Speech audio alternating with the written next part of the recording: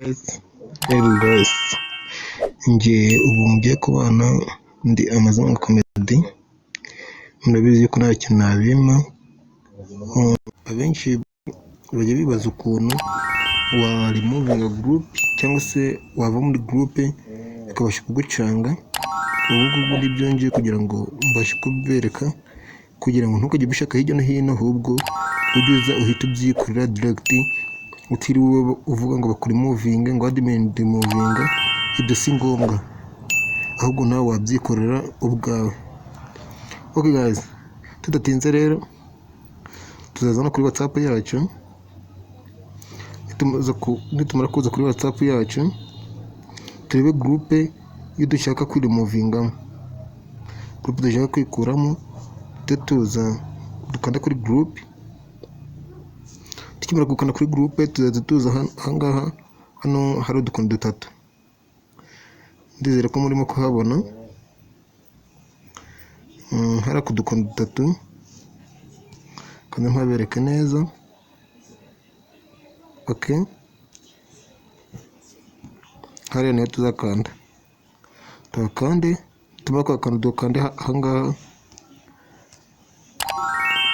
kandi mpabereke ahangaha. Ndizera ko naho muri kuhabona. Tuza tukande info group, ubundi tujye tumanuka hasi dusirika tujyana hejuru, tukareba nanditse ngo exit group. Hari abatari kubibona, reka mbibereke ahangaha. Ahangaha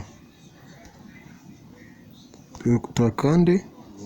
Tumara kwakanda tuzajya dukanda ahangaha handitse ngo exit, tukande n'ubundi tegereze. Urabona ko ahangaha basa duheza direct group.